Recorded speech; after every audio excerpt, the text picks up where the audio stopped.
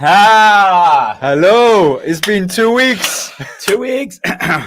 My- Our my- green screen looks a little bit strange. yeah, stop touching it. Okay. So today we went for cuteness, Yes. and today we're interviewing the writer of the last letter. And today he is, what do we call it? It's your book launch. It's his book launch. It's your birthday. It's your o- birthday. of the wounded healer. Yes.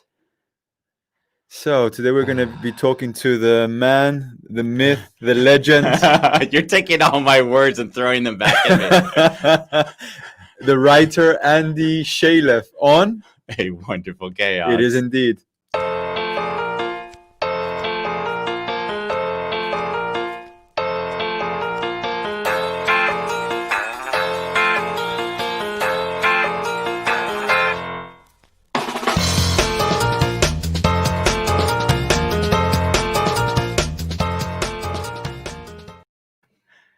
Hey.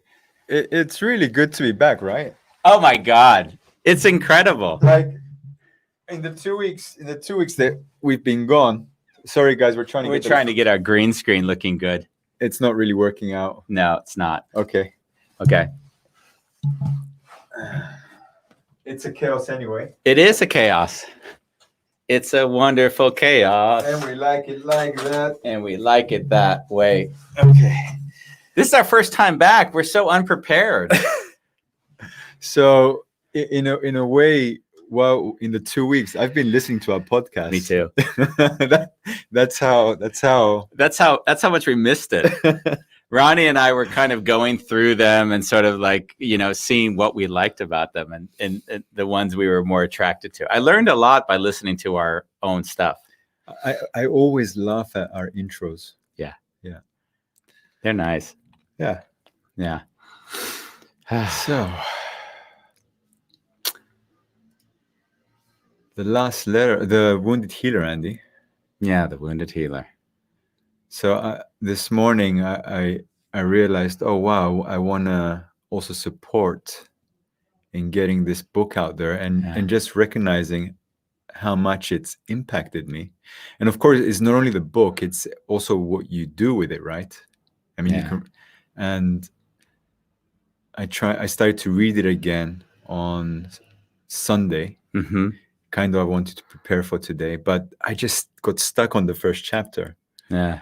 And even when I had the PDF, I kind of highlighted 80% of the book. So it's better if I highlighted only the parts which weren't interesting, which would have saved me more trouble.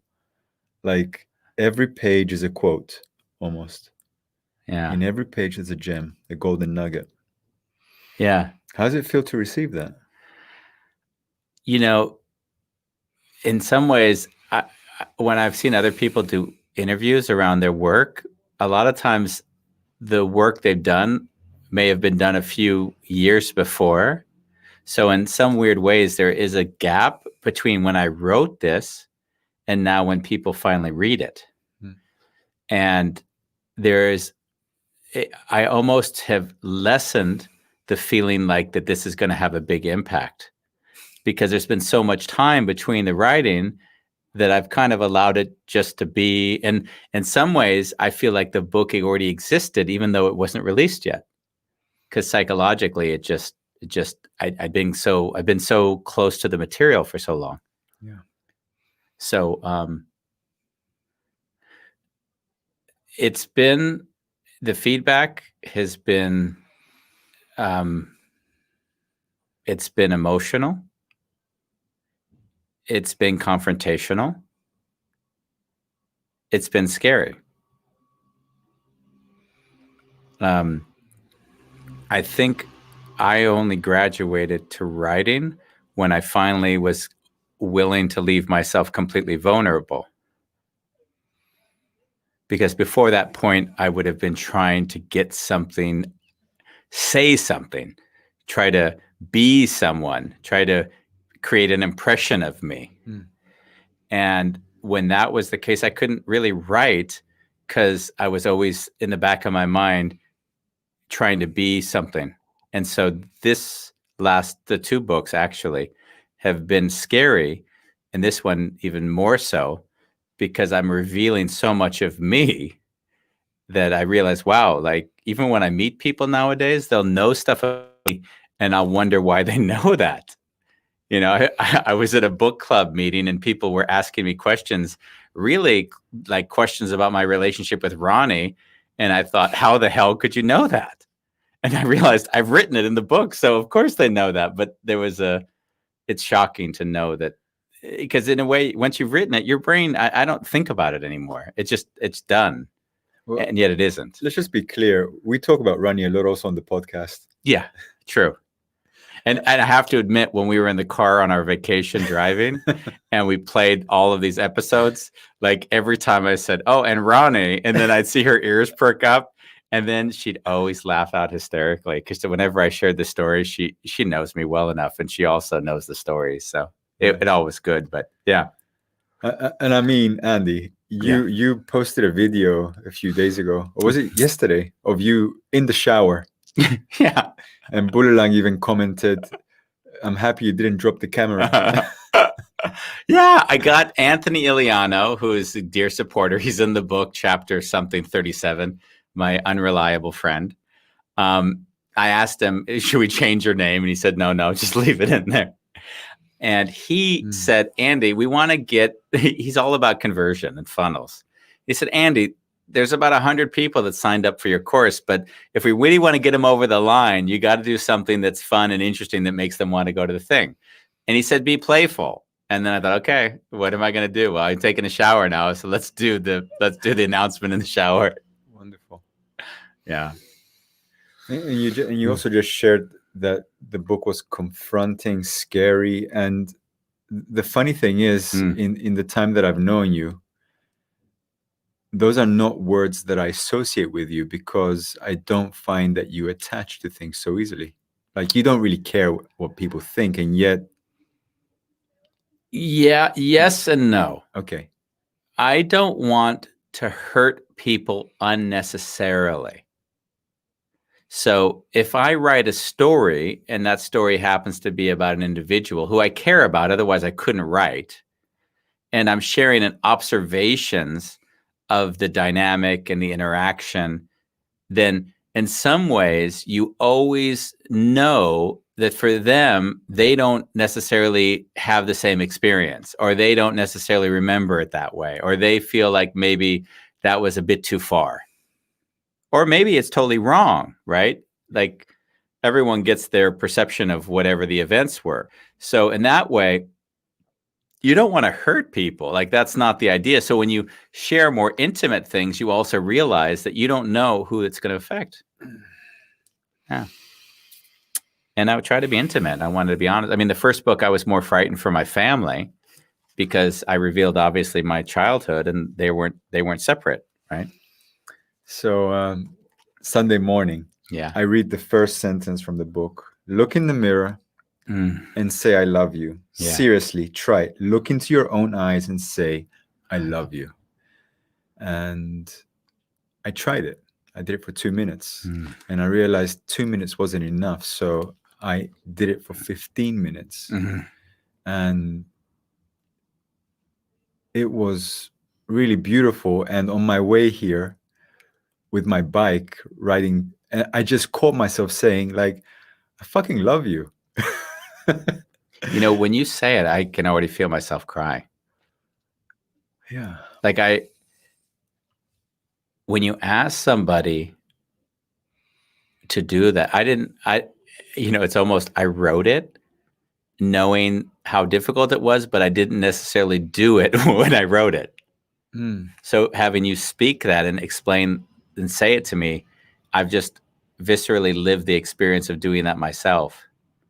Feel how hard it is for me to even say that.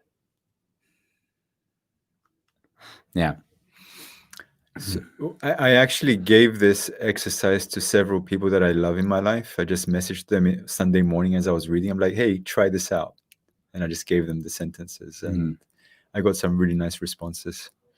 And some people were saying, I actually do this in the shower. I tell myself that I love my body and I'm touching it and I'm giving it love. and other people said, oh, this made me smile, but they didn't say that they did it. So just different responses to this simple but quite a powerful exercise. And this is what I mean. Your book has golden nuggets. Like if I take my time to read it, like every paragraph, I really need to stop and integrate, even though it's a really simple book to read. Yeah. I appreciate you saying that. And I think when I've written, I think everyone, when you go in life, you have a moment when you want people to understand something. Like you actually think, I'm going to write this to help people. And that's the mindset. And then you do 5 steps to being happy. Or you do kind of, this is the journey, then this is how you can make peace with your past. And what I chose to do, which I didn't know if it would really work, was reveal myself and allow that to be enough. And that's weird because you don't have control. And we love control. We love to think that I can communicate it to you so that you can do it afterwards. And one of the hardest acts is to let go of the control and say, you know what, I'm going to share my story and let that be enough. And accent areas that were big learnings for me, but don't try to teach people anything about whatever they need to figure it out. So in that way, I kind of like that someone might read it and take nothing away from it, which you've taken away from it, and just find it as an enjoyable read. And somebody else might say, wow, there's a lot out that I'm getting from this. Well, I'd like to get into the actual practice in a bit with you. But before that, like when you write a book like this, and I just think about myself sometimes when I'm on this podcast and we're talking and we're sharing really vulnerably, and then part of me feels like, oh fuck, I want to delete this fucking podcast. I cried half the time. It was really painful. I'm revealing my bank account and everything that's surrounded around it. And normally the fear is, oh, my family might watch this, and then what are they going to project onto me, or clients? And so I'm wondering, having written this book and now it's out there. I mean, Andy, it's on Amazon, it's on Bo.com. I even saw it's bootlegged. Like if someone says, how do I download this book illegally? That's what the book is downloadable illegally now. This is a moment. I love it. So like, do you have any, like, if you tune into that, do you feel any contractions in your body? Like, oh, if this client would read it? No. I mean, the contractions, as I mentioned, would be if individuals were hurt by it. That would hurt me, because the idea of life is I've kind of seen that there is no story in that book that everyone hasn't had in their lives. Like, let's get that clear. So if one reads it, they'll hear their own version of that person's life. But people like to think that their lives are somehow special. Like, I'm unique and this only happens to me. When in actuality, it's one of these kind of like realizations you have, is that every emotion outside of me, I can also feel inside of me. So when I'm writing, I'm not usually looking at another person and any judgment. I'm saying, oh, damn it, I remember when I had that in my relationship. So I'm actually connecting to that in myself, and I write from that. So there's only compassion in my writing, and not a thought like, oh, I'm evaluating and judging people. It's like, wow, if I was that helpless, I'd also be acting and behaving that way. Yeah. Well, I can imagine if people haven't celebrated the thing that you talked about in the book and you wrote about them, then there still might be triggers and potentially get a phone call. Yeah.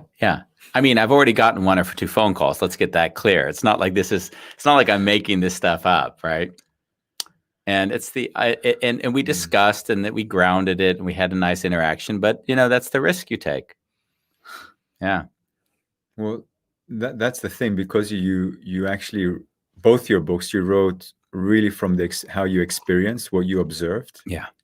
and you use that as an example to share the lessons, pretty much. And that's what makes the book so relatable, because every chapter you've encountered a trigger and how you guided using the projection reclamation work. Yeah, the work from Peter Koenig, who we had on the show as well. Yeah. So in a way, when people do read it, that's why every chapter, oh, I recognize that in myself. Oh, there's a lot of oh. Yeah. And I think this wasn't decided at the time. It came in afterwards, is that and it came through my interactions with Anthony Iliano, who is the co-founder of Buzzworthy. He said, Andy, when I read the book, all I see is archetypes. So I'm seeing that, the perfectionist archetype, or I don't know, a list of any archetype that, I'm not good enough archetype. Greed, not loved. Yes, I'm not loved archetype. And he said, like, that actually is so fascinating because you're using a single tool and showing how it's applicable in many different ways. And I think that, I never really described the tool. Like, it's not an exercise book of how to use this tool. It's more like showing my experiment playing with this weird kind of mental construct model that screws with your brain a bit, and then letting people feel what it feels like to have that experience. Yeah. And yet both your books, even though you're not being explicit, and maybe in the last letter more, you are presenting two beautiful tools, which are incredible. I mean, I don't want to go into the last letter right now, but just for our viewers who don't know this, do you want to try out the projection reclamation from this book? Yeah, well, the projection reclamation, the whole idea is that our brain is stupid and we take it as serious. And the more identified we are with our thoughts, the more stuck we get. So everyone in their own... I'm a failure. Yeah, like we've done on this show, like you've had that I'm a failure. Yeah. And as soon as an individual quietly in the back reaches of their brain has this little belief, and they're not even aware, maybe they are even aware that it exists, then it's totally defining them in the world. The shame, the guilt, the remorse, everything comes up. So what I've learned how to do in my own brain is laugh a lot. Like, you stupid idiot, like with love. And then I'll tease myself and I'll just share. And you said, for you, we've had the discussion before, is that I'm a failure. There's been a reacquaint. So managing it is different than celebrating it. And I've always found if I manage my thoughts, they never go away. They'll just come back in different shapes and forms over and over again. So the best way I've found just to release a thought is to fully embrace the thought. It's a paradox. So by embracing that I am the thing no longer is defended against. So it sort of is a net neutral. It just sort of disappears. Yeah. So like example last night when I did my sort of session for a group that joined to discuss this, it was the hardest thing that I would have had to have said was that I'm just like my dad. I am just like my dad, because as everyone who's watched knows, I've had a lot of hard relationships with my dad. So for me to say I'm just like him would be exactly the thing I'd never, ever want to say, because I hated him so much. So to say I'm just like my dad and it's okay. I'm just like my dad and it's okay. I'm just like my dad and it's okay. There's a feeling of relaxation, seeing, wow, I've really made peace with that in myself, and I'm not defending against it. Someone says, hey, you're just like your dad. Then you say, yeah, I am. Isn't it great? There's nothing there trying not to be. And then, of course, in the exercise, I take it one step further, because I also see I don't want to just manage the thought. I actually want it to be like a celebration. I'm just like my dad and it's fucking great. I'm just like my dad and it's fucking great. So you make it louder. Yeah, you say, I'm not going to manage this thought anymore. I'm going to let this thought be joyous. I'm going to almost reestablish the neural pathways in my brain that are connected to that thought. So that now I'm no longer action, reaction, stimulus, reaction, that typical like trigger response that we're not aware of. I'm going to make it so that trigger response is already set up so that I feel joy. You're just like your dad. Yeah. Isn't it nice? Like feeling that, like, where am I just like my dad? Like, imagine the freedom. And I've been able to make peace with so many of those aspects of myself. You've noticed it, of course, through our years, that I'm in really difficult situations, or what would appear to be difficult situations, and I feel a lot of joy in it. I go back to the gratitude. Yeah. Speaking of difficult situations, when people ask me about you, the thing that I love to share about you as an entity, is I've seen you go through hardships where let's say a normal conventional person that is not so connected with themselves would panic, would break down, would react. They would probably destroy their relationships just because of the thing that's happening. Okay. And I've seen you a little bit like a Aikido master, like the thing might come, and before you give it space to pass you, you will allow it to sit in you, allow the feelings to come up, and please correct me if I misinterpret them, and then you speak to, what is this telling me? What is this telling me? It's like you're having a dialogue, and you'll sit with the discomfort, and I never see you trying to push it away, bitching about it, becoming a victim. And you've actually teach me by the way that you live in life, what it's like to just be, not react, and be very patient. Like you let this specific situation stretch out for a couple of years, and then it unfolded in a way which fucking blew my mind. Yeah. Like at some point it was like it just backfired against the organization that was trying to put you down, right? Yeah. And I kind of noticed in life that if you follow certain principles and you stay in connection with yourself and stay genuine, that other people tend to expose themselves. They just do, because if they don't have good intentions and you continue and you don't fall to anyone else's, that's the hard thing, is that when someone treats you poorly, our immediate reaction is to treat them poorly. And then an eye for an eye, and we both go blind. And at least for me, I've seen, if I stay true to me and someone treats me poorly, then they will in time show themselves, and I don't need to do anything anyways. And I don't want to be the person that becomes a jerk because somebody else is a jerk. That doesn't mean I don't want to be taken advantage of, which I don't feel like I allow it to happen either. Exactly. Yeah. And that's a big balance. That's really hard. I think as I've gotten older, and we've talked about, not on the show per se, but I live a lot in this feeling of paradox, the masculine and the feminine, the wanting to achieve and the wanting to be at peace. Like, and there's a struggle in that, because the further you go away from yourself to achieve, a lot of times you lose yourself in that. You lose the grounding, you lose the sense of connection. You see a lot of successful people getting divorced because they're not losing connection in themselves and then with their relationship. Or they work so much that they get sick and die. Yeah, or that. So where does that balance come? And that's something that I'm, always feeling in myself, and it changes sometimes I'll stretch myself more, and sometimes I'll say I want to go back into my cave. Yeah. I'm smiling because you're also an individual. Like, now we're talking about you, right? So you're also an individual that you have your relationship I really admire how you and Ronnie come together. You're opposite polarities. Like again, socially speaking, you guys, the relationship should not be working, but just because of the way you guys have come together, and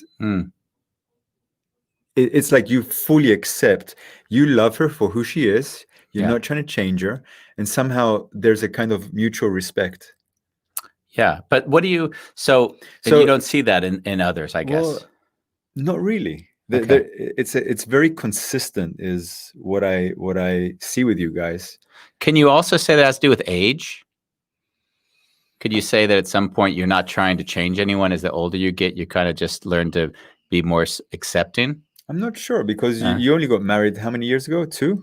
I don't know. Yeah, we've been together 15 years, I think. Yeah. Yeah. So you're playing with the headset. So your relationship is intact. Your finances are intact. Your like everything's intact as far as I'm concerned, spiritually, mentally, emotionally, and then the one thing that I always see you struggling with is your physical body. Yeah. Isn't it great? And even when you suffer with your body, like, oh, I can't tie my shoelaces. Okay, time for the gym, folks. And even when you go to the gym, I see you just laughingly look at your body like, oh, you don't take it seriously, but apparently this is my vehicle. Yeah. And I need to take care of it, right? Yeah. Yeah. I mean, there is, I've often been in admiration of you for not, because at some point in our relationship, you would have been getting down on me, like pushing me, frustrated with me, like at some point you just started to like, oh, apparently he's okay with this. Like even when he jokes about his body, he's not doing it because he has a problem with it. He's sort of enjoying the fact that he doesn't really care, but he does. That's not altogether true. I don't care enough to like start making massive changes, Yeah.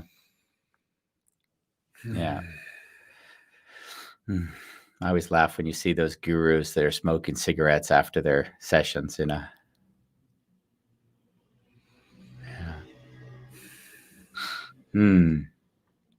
What you read the book so a few times, I guess. Yeah. What was the thing that for you was most like intriguing or interesting? I was going through a breakup when I was reading your book. Okay. And it really helped me to stay more connected with myself, and even the things which I was judging in myself or in my ex-partner, to do this projection reclamation work, so I can start to release. So give me an example. Help me, like, if you can, like out of the theory into the real. What was something that you noticed you judged that you had to make peace with?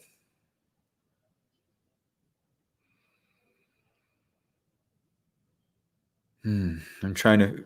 I mean, I can name a few that I remember. I'm sure you can. Tell me what's the most. I remember like messiness was an issue. Yeah. Values around money was an issue. Yeah. So my partner is not respectful when she's messy. Oh yeah. Yeah, you projected that she wasn't respectful when she was messy. Yeah. Yeah.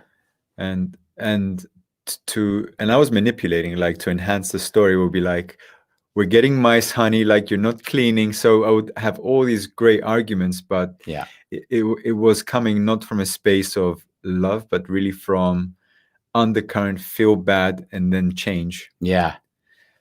And in the reclamation work, I had to sit down with my partner is messy and it's fucking great. Yeah. And there were, back then, because I was in it, there was so much resistance to saying that. Like, Andy, I had to, like, I could say it repeatedly until I'm blue in the face. I had to sit down and write it. Yeah. I had to sit down and write it, like 3 A4 pages, just that. And not do it quickly. Like my partner is messy and it's okay. And it's fucking great. It's the best. And then I would even have reasons why it's great. Not just. Oh yeah.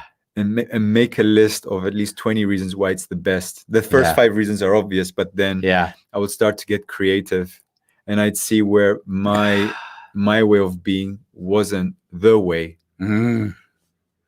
So, and for a listener, it would be good to understand this, because it's always hard to have it explained and not experience it for yourself. So when you make peace with the fact that your partner's messy, someone listening would think that means that you do nothing about it. That's the way people might interpret it. So how would you say you act differently based on the fact you've made peace with that thought in your head?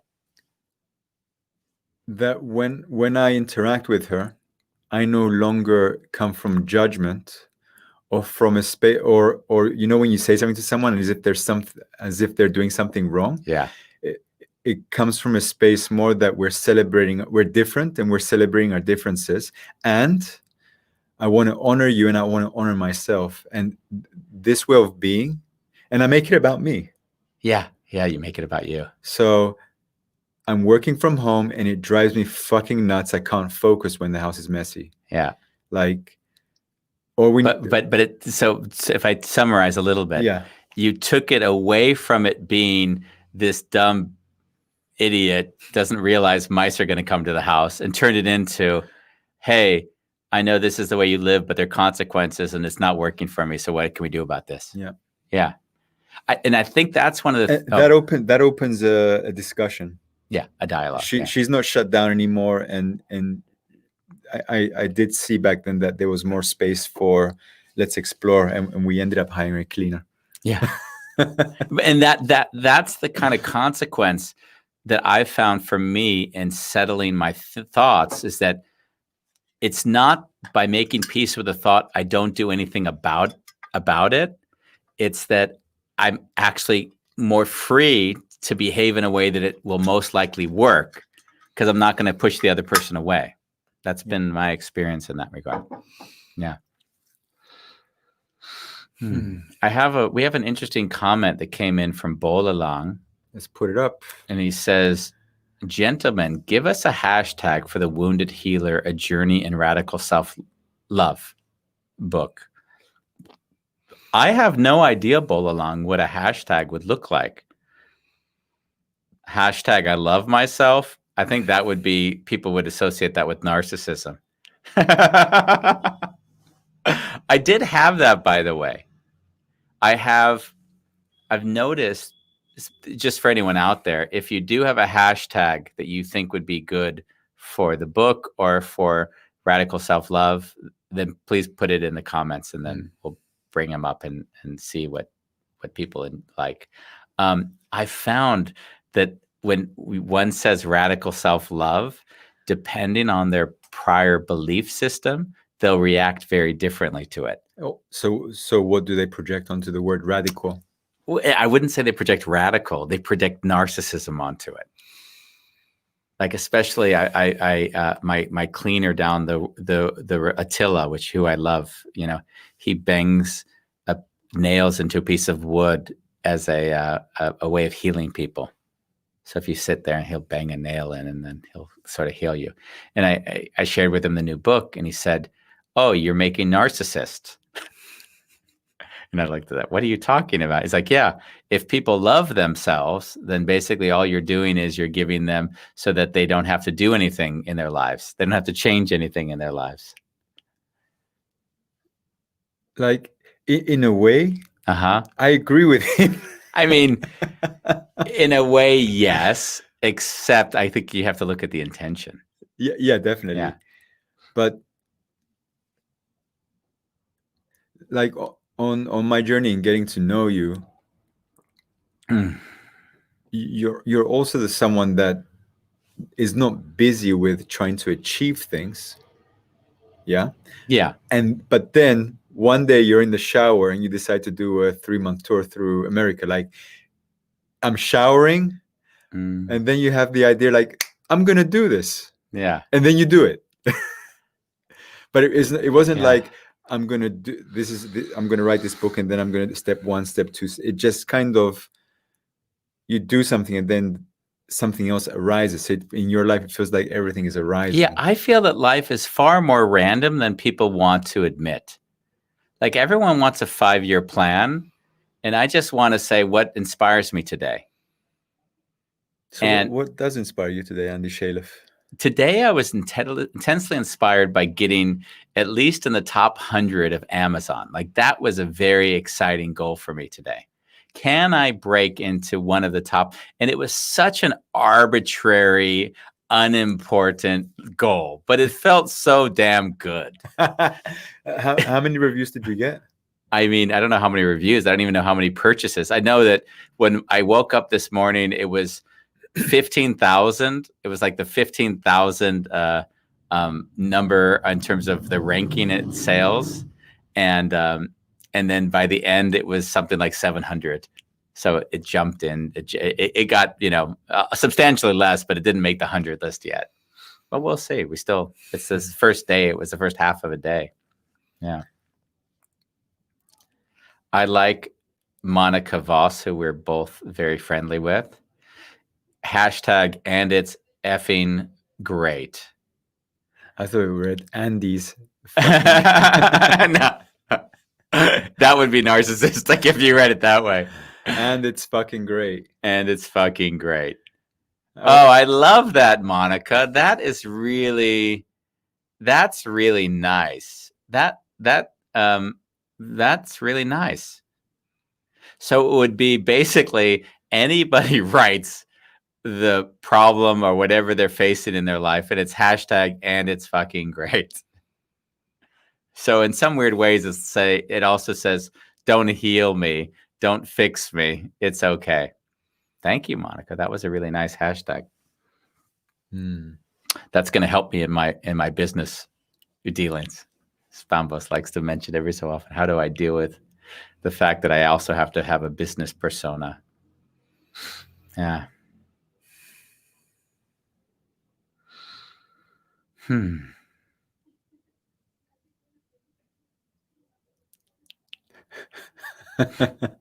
What other questions do you have for me?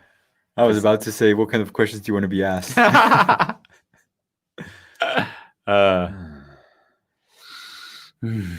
Andy, if you would go back to how old were you when your mother died? I was 18. If you would go back to the 18-year-old, yeah. What would you tell him right now?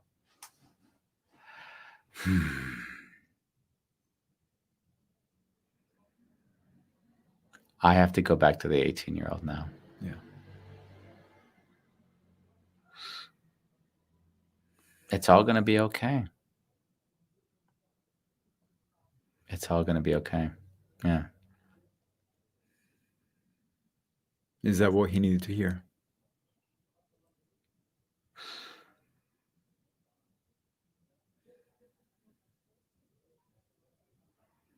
Maybe if it had to be what he needed to hear, it would be, you're not alone.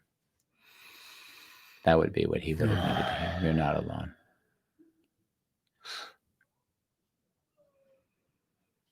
Yeah. And back to the first thing you said, we're not unique in our problems. Yeah. I mean, when that event occurred, I lost all of my childhood. So I remember going back to university. It's my freshman year, and I looked at everybody else and how I felt like I was jealous of, I would almost call their ignorance, that they could live such a free and a carefree life. It's like, wow, I was like, I forgot I could be that free. I forgot I could be like just happy.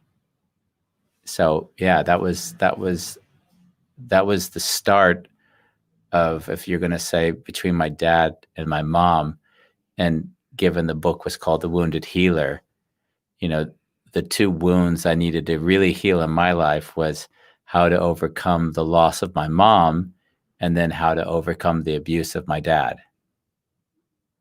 And they both took very different, I would say, shapes in how I made peace with those different things in me. Running away from my mom's death, and loving my dad for all the things I judged him for.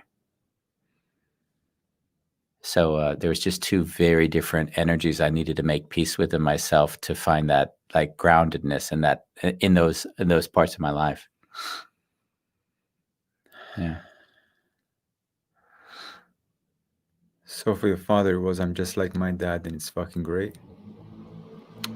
Or was there another statement you had to find peace with?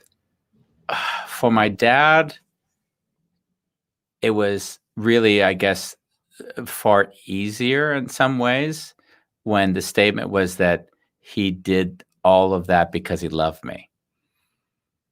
So what I've found in my own life is that when we look at our parents especially and judge their behavior towards us, we often miss their intention.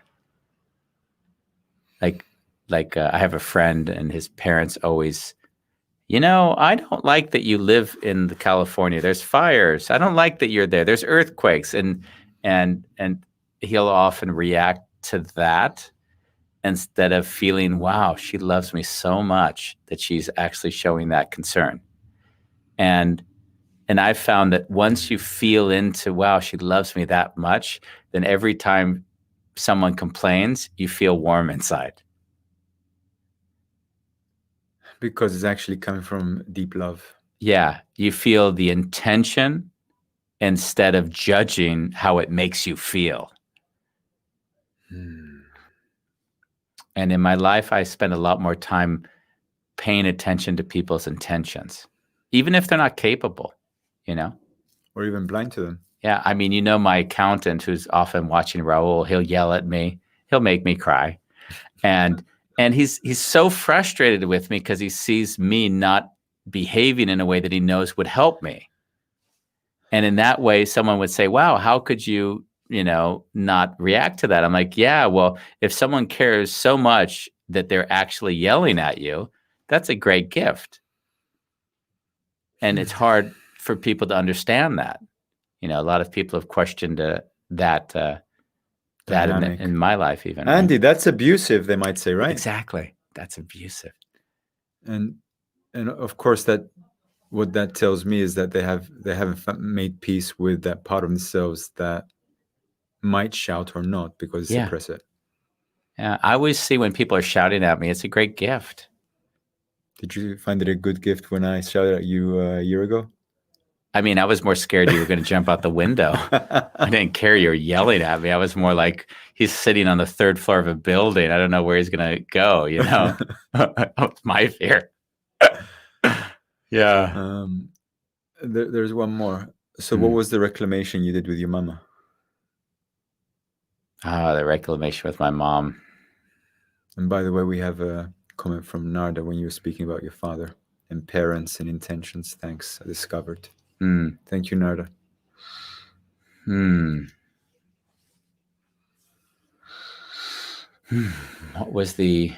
What did I make peace with my mom?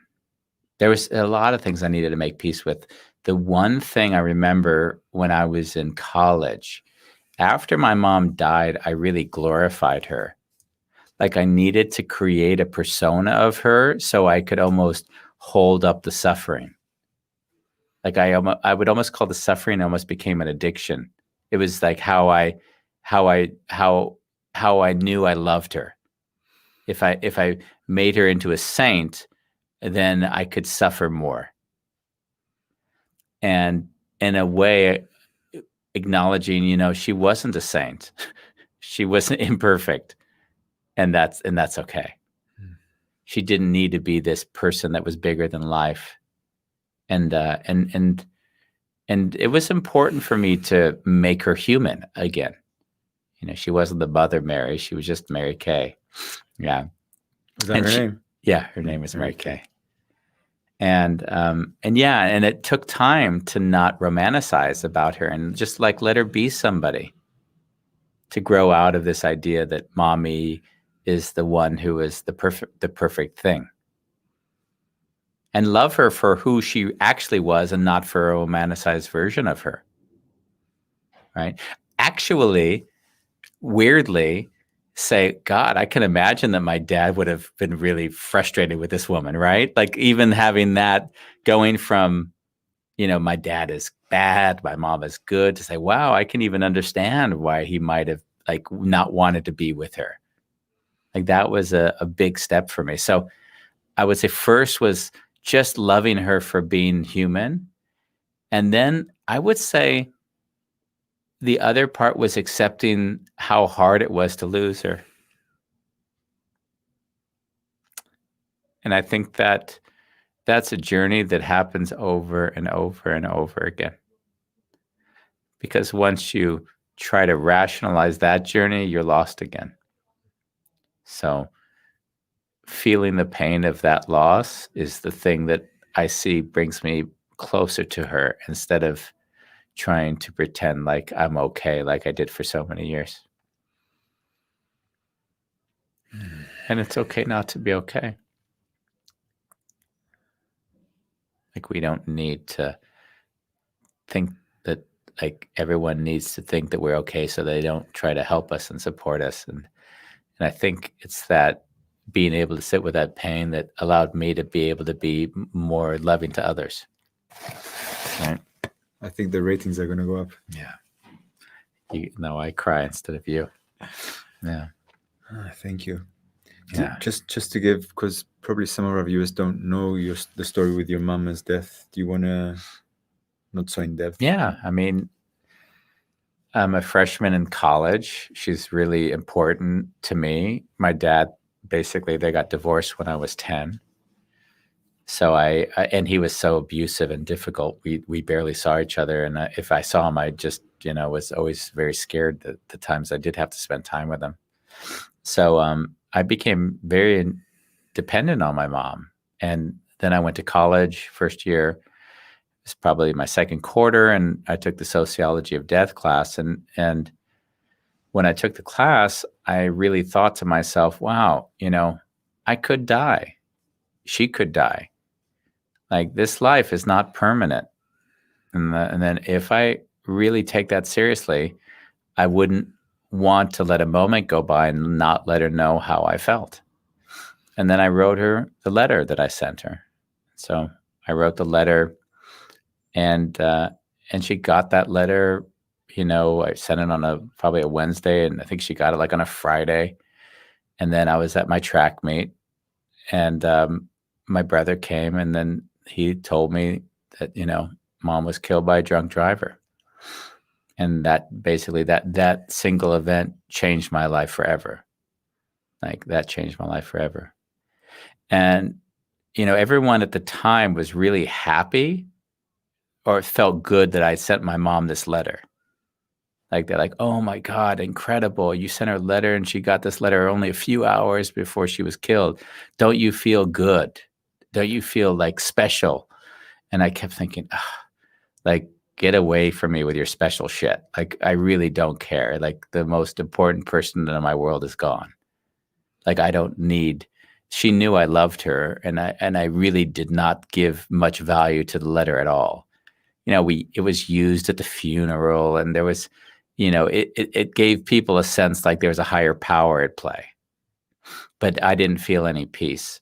And then 30 years later, that was the time I was like, it's 30 years. I ran away from America at 20, and now I'm turning 50. It's 30 damn years.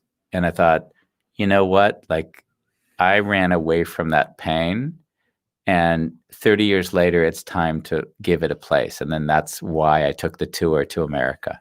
I was like, I'm not going to not use this moment to just, it was like, I cried, each session. So it was a draining tour. It was exhausting. 3 months, imagine 60 times in front of groups, sharing a story, feeling the pain each time. And it was almost like, it felt like I am going to give this pain a place. I underestimated the energy and the strain it would take on me, but I thought I could handle it, but it was hard.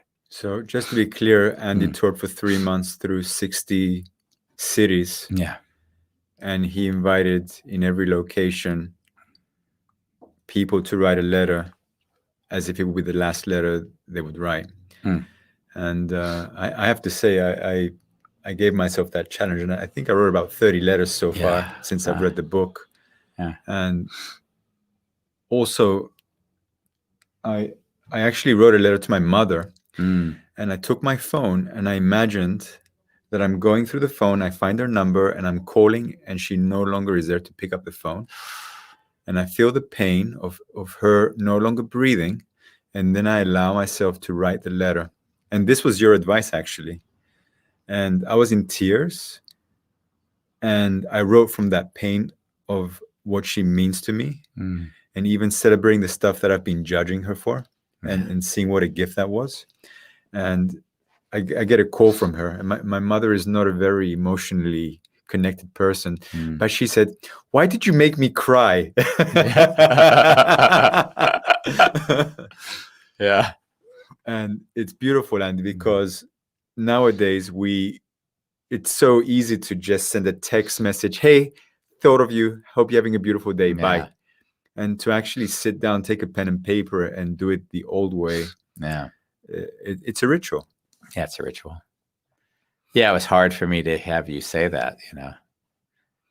Like if I think to myself, I haven't been keeping the people who have died in my life in my telephone as like a reminder of things. But now that I told you that that's what you should do, I'm like, yeah, I told you to do that. That's wild. I'm terrible.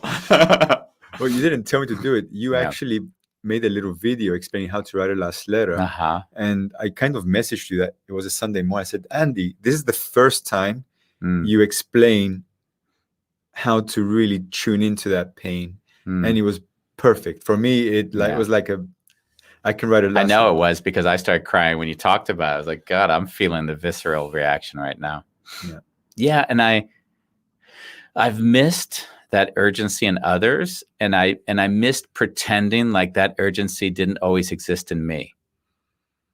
Right? Like, you noticed I gave this session last night, and in the session, like, I started off the course, which kind of went through some of the material in the book, is that I started off with a thank you. And for me, if I go back to that, I could cry again now, seeing all the faces of everybody who made it possible for me to do what I'm doing. And I think to myself, that's the gratitude I always go back to. And it feels like that makes life worth living. That gives life purpose. And I've often found it sad when I see people like, look at me, look what I've done and what I've achieved. And as if there weren't the 100 people who made it possible, where living in that gratitude is so lovingly fulfilling. It actually gives their life purpose as well. So everyone gets to feel the joy of it. You know, I'm looking at, like, on our show, you know, like someone like Bolalang, right? He's here. He's been so loving and so supportive and so present, you know, not adoring us in any way we wouldn't make it nice, but just with us. He's like a friend who joins us on a daily basis. And that, for me, is like, that's the greatest love and support you can give, is just being with somebody because you enjoy being together. Yeah. I mean, Bulalang took it to Magdalena as well, of course, right? Bulalang takes it to another level, right? He takes your book, and he extracts. I once told you your book is full of quotes, and he takes.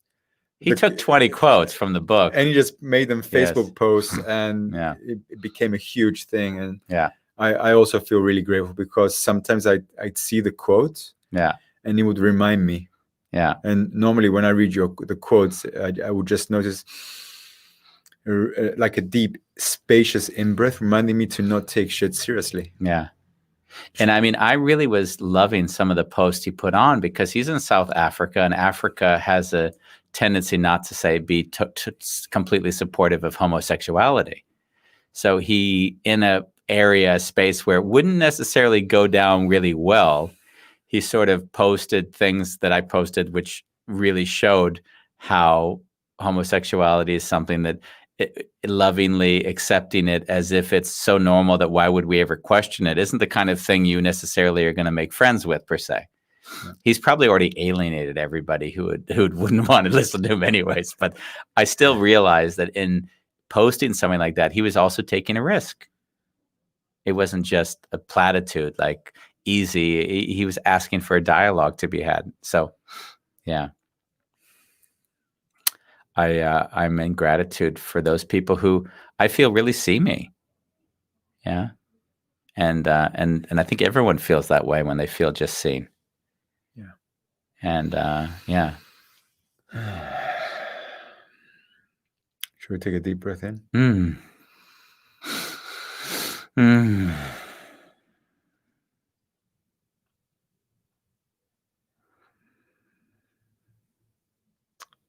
We have 5 minutes, Sandy. Wow, that was incredible. At least, is there anything? Well, actually, before I ask you, is there anything that you want to share before we bring it to a close? I do know that you're going to be giving these wounded healer workshops the same as last night, which we had 30 people yesterday, or 25. Yeah, it was really beautiful. I mean, there'll be 3 every month. There'll be 1 workshop, and everyone's invited. It's free. One thing I'll specify in the future is it's really something that it's a workshop, so you don't show up unless you really intend to stay. We gave it an hour and a half, but I think it'll need to be 2 hours because some of the exercises just needed a little bit more time. Yeah. And on Buzzworthy, there's going to be it's between 3 and 5 months of stories from the book, 20 different archetypes. So you can follow those stories over time, and they're really great because everyone can identify with stories, and then everyone can identify with, someone told me they're like rooting for each character. Like, can you overcome, it's easy to be on the outside looking at somebody else that you also have the same challenge. So in a weird way, it's almost like you're rooting for yourself. And that's going to be over the next few months on Buzzworthy. And there's a press release that goes out. I've got a publicist, my cousin. You don't know this, but we're going to set up a lot of media and television stuff. So it's going to be a fun little ride to see how far we can squeeze this out. And here in Holland? Probably in the US more than Holland, but we need to do it in Holland. And you're in Holland, like you exist here. You're going to laugh. I don't get excited about Holland. And I'll tell you why. You don't even have to. Like, I just see your face. It's like you're squinting, you're doing this thing. There's a difference I've noticed in different societies. Yeah. And America likes to celebrate stuff. They really like to revel in other people's success. And in my time in the Netherlands, I've seen it a little bit more like, don't think you're that big. Let's cut you down to size.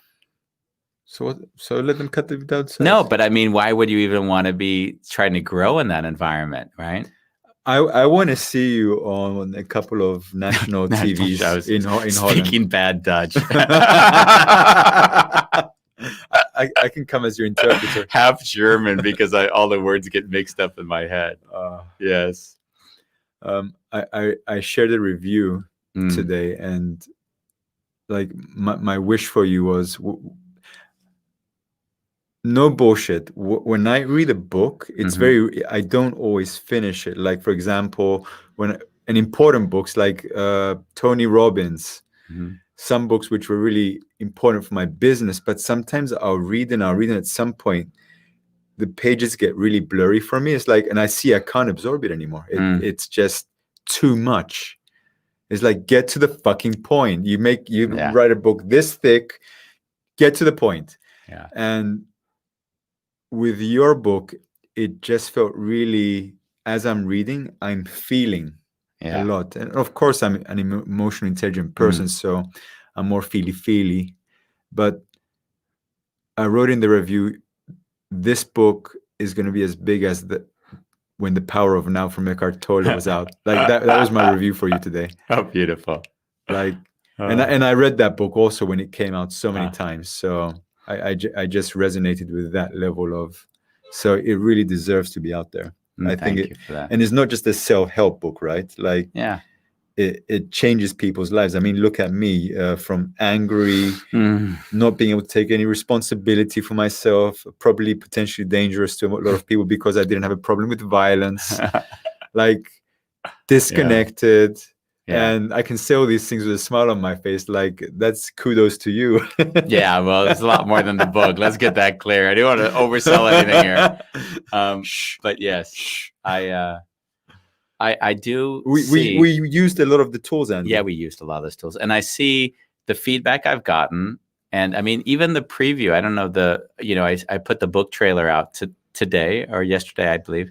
And the book trailer was really nice because it shared people's authentic responses after having read the book. And I could see that it had a big impact on them.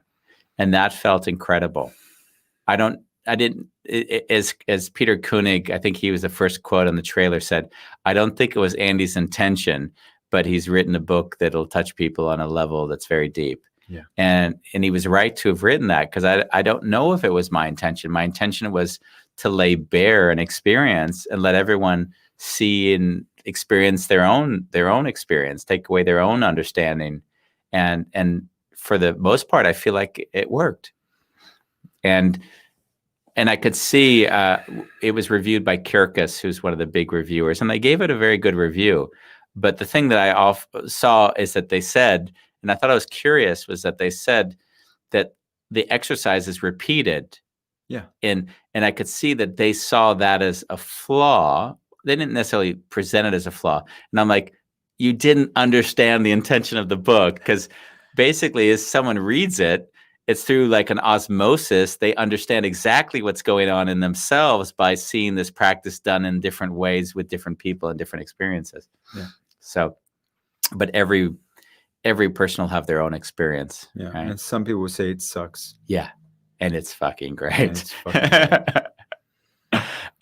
I see that Bolalang has, and it's fucking great sounds fitting, Monica. He wrote fucking without an asterisk because he has less of a challenge or problem with being seen in any light, I guess. Yeah. I think it's beautiful. I would love to have that as a hashtag in the world. Let's do it.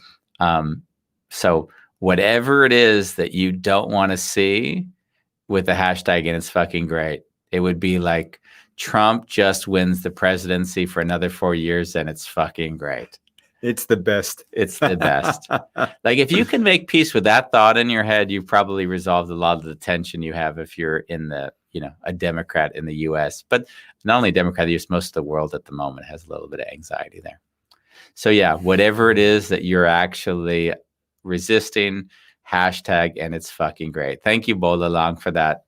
I will take that and start thinking how that hashtag might find its way into different aspects of my life.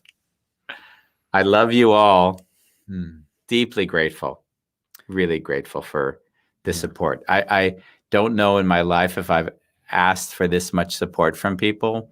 I spent a good part of the last week sending out personal emails and just saying, listen, I'd be grateful if you'd buy a copy of the new book. And people have really been sharing and buying and sharing their gratitude for me. And that's made this trip really, really special. So thank you. And thank you for putting yourself out there in the world bare, right? Yeah. And through that, giving us the opportunity to grow. Yeah. Thank you. We all grow. Once we allow ourselves to be wounded and we don't hide it, then all of a sudden we can be an example to others. So I know I'm not the only one out there that's a wounded healer.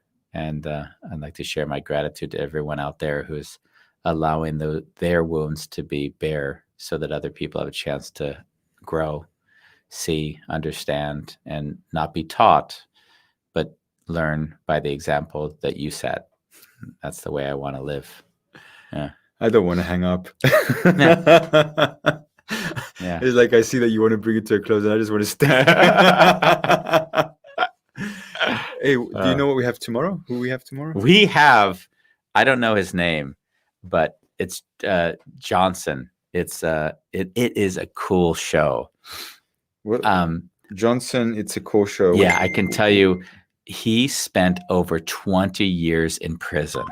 Oh. He spent over 20 years in prison, and at some point he saw people around him dying, and he said, Kenny Johnson is his name. He said, if I don't change something in my life, I'm going to be dead, and this is all going to be over. So I got to fundamentally do something different. And in prison, he read these scriptures from like Krishnamurti and these non-dual teachers, and he had an awakening. And he left prison and basically saw through his own thinking. And I think it is incredibly fascinating to experience someone who's been in a situation all of us would almost think, oh, that has got to be horrible. 20 years, over 20 years in prison for horrible crimes. I'm also imagining he's not denying that he was also did some horrible stuff in his life. And afterwards having had an awakening and say, wow, I'm beyond that. That is not me anymore. But not in a way of distancing, like emotionally, but also seeing through everything. So I'm really looking forward to speaking to Kenny tomorrow. Me too. Yeah. Thank you, Andy. Thank you. And so this was another episode of A Wonderful Chaos. See you guys tomorrow. Yeah, we see you tomorrow, 5 p.m. Central European time. Bye. Ciao.